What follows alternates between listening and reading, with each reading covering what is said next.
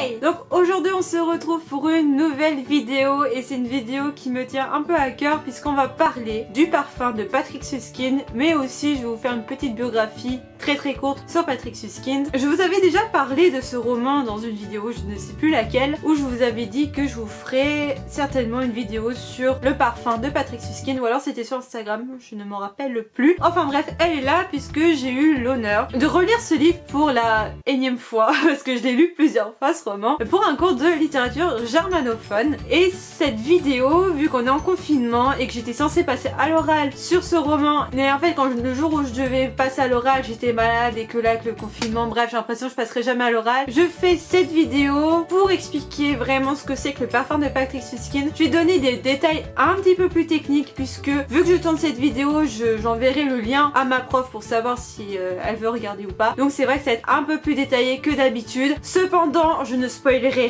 rien dans cette vidéo, je vais vous présenter Patrick Süskind et son roman Le Parfum, mais voilà, je ne spoilerai rien, ou si je fais un tout petit spoil, c'est pas un truc très dramatique. Putain, je commence à avoir de la lumière bleue dans les lunettes, je suis désolée, ouais ça va être affreux, je suis désolée. Donc en premier lieu je vais vous présenter ce petit bonhomme qui s'appelle Patrick Süskind. Bon, petit, c'est exagéré parce que c'est un grand bonhomme qui est écrivain, scénariste, dramaturge, traducteur et romancier allemand qui est né le 26 mars 1949 en Bavière. Alors à l'heure où je vous parle, bah il a 70 ans, mais du coup quand vous verrez cette vidéo, non, il aura 71 ans. C'est un écrivain qui est connu en général pour le livre que je vais vous présenter qui s'appelle Le Parfum, dont le sous-titre est Histoire d'un meurtrier. Mais il n'a pas fait que ça. Il a fait des recueils de nouvelles, il a fait du théâtre. D'ailleurs, sa première œuvre en tant que telle est une pièce de théâtre à un personnage qui s'appelle La Contrebasse, qui a été joué pour la première fois en 1981 à Munich, mais qui a été seulement publié en 1984. Mais c'est vraiment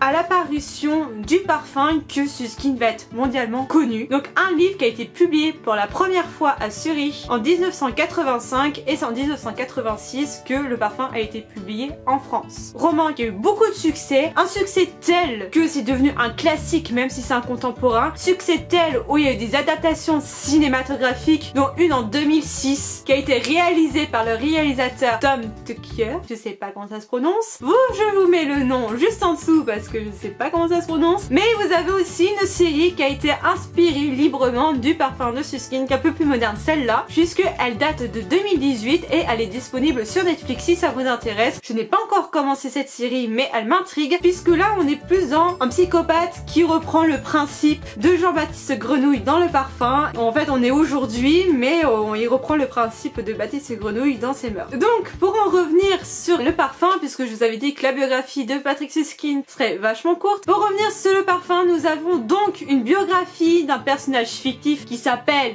Jean-Baptiste Grenouille. Jusque là je pense que vous l'avez compris, mais ce que peut-être vous ne savez pas c'est que on est dans un roman historique, un roman qui se passe en France au 18e siècle. D'ailleurs si je me souviens bien, attendez, faut que je retrouve la date.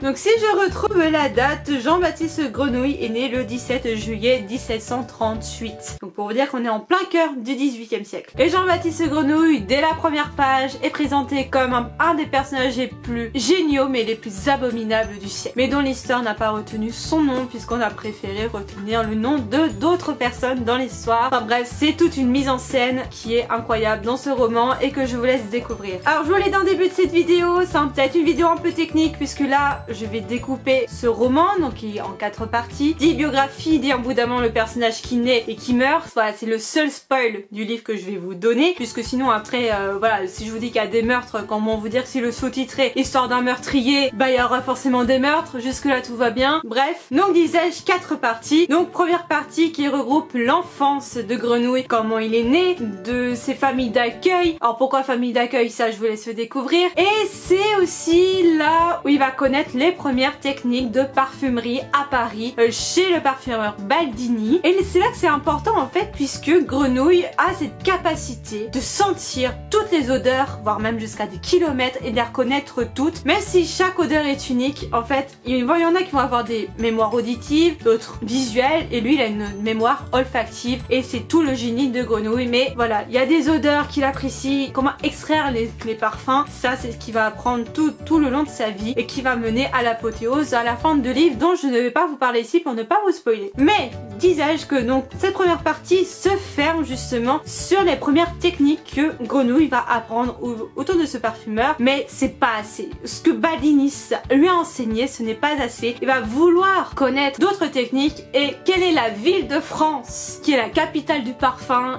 C'est la ville du parfum, c'est Grasse. Ça c'est vrai en plus, hein, c'est culture personnelle, hein, la ville du parfum en France c'est Grasse, voire même dans le monde il me semble. Et donc du coup Baldini lui dit bah si tu veux apprendre d'autres choses c'est à Grasse. Et donc du coup lui ce qu'il va vouloir faire le petit Grenouille c'est d'aller à Grasse. Donc deuxième partie, Grenouille va en quête de la ville de Grasse et donc du coup il quitte Paris pour aller dans le Midi. Mais dans cette deuxième partie du livre il n'atterrit pas tout de suite à Grasse. Il va faire une escale dans le Massif central et là il se passe un truc. Comment il va réagir ça je vais le laisser découvrir, mais c'est vraiment qu'à la troisième partie où il arrive à Grasse et qui va apprendre d'autres techniques de parfumerie qui vont lui changer la vie en quelque sorte. Et quatrième partie, c'est la fin de sa vie, il retourne à Paris. Qu'est-ce qui se passe? Ça je vous laisse le découvrir. On n'en dirait pas plus sur l'histoire en elle-même. Quels sont les thèmes abordés dans ce roman? Et bah déjà vous avez les thèmes de la parfumerie. Le livre s'appelle Le Parfum, c'est qu'il y a une raison. Il va apprendre plein de techniques de parfumerie, il va se découvrir autour du parfum, il va découvrir que tout objet sur terre a une odeur, mais ça ne s'arrête pas là. On ne s'arrête pas du parfum. Non, non, non, sinon c'est beaucoup trop simple. Il y a une question de l'humanité qui est abordée dans ce livre et qui est extrêmement sublime dans la façon dont c'est traité. Je sais pas comment le dire autrement. Si je trouve personnellement que ce livre est un chef-d'œuvre, mais vraiment chef-d'œuvre, et j'emploie le mot, c'est que vraiment les questions sur l'humanité, sur qu'est-ce qu'un être humain, qu'est-ce qui définit un être humain, est-ce que quand on n'est pas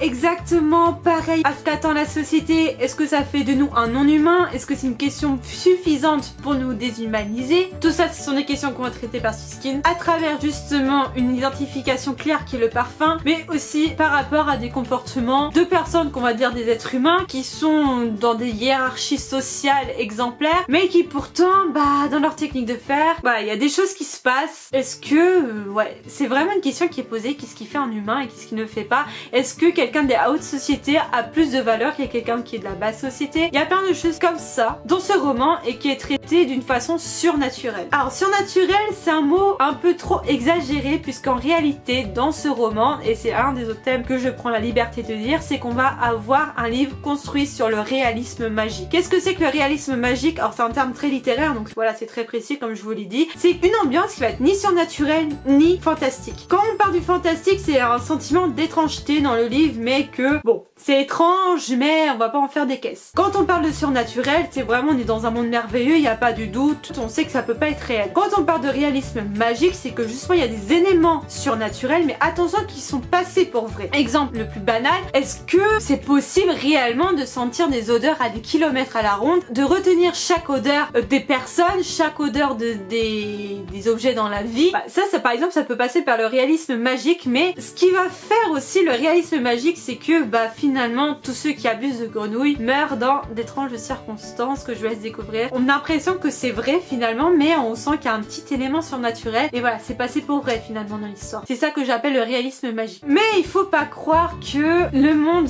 que nous propose Patrick Suskind dans ce roman est très joyeux, au contraire c'est un univers très sombre. En fait il n'y a pas quelque chose qui est décrit de manière positive dans ce roman, c'est-à-dire que c'est très noir. Même les fabuleuses odeurs de femmes qui peuvent être décrites sont toujours décrites par des odeurs qui sont pas forcément là pour bonifier l'être en soi, même si ce sont des femmes très belles, de très grande beauté. T'as toujours un élément dans la description qui vont faire que non, ce n'est pas forcément un idéal, sauf que pour Grenouille, il va construire un idéal de parfum petit à petit. Donc je vous parle de femmes qui ont des parfums, enfin pas des parfums type qu'on se parfume, mais leur parfum à elles. Ça s'appelle l'histoire d'un meurtrier, donc je vous laisse imaginer ce qui va se passer, mais Grenouille va arriver à un idéal de parfum à la fin, mais par contre cette scène va être en apothéose et ça va être une scène très bien écrite. Franchement le livre a une très belle chute, rien que pour ça je vous invite quand même à lire ce roman parce que c'est waouh. Je n'ai qu'un mot, c'est waouh. Ça je saurais pas décrire autrement. Et univers très sombre aussi parce que la société française n'est pas forcément très bien décrite, hein, surtout au 18e siècle, on s'en doute bien. Voilà, il y a énormément de choses qui sont sombres, ça peut être assez macabre parfois, mais ça reste quand même un superbe roman. Pourquoi j'aime autant ce livre? C'est pour tout ce qu'il est, c'est-à-dire c'est le style de Suskind, c'est un style simple à la fois mais complexe dans l'imaginaire. Je sais pas comment expliquer ça, mais c'est dans l'idéal que moi je me fixe.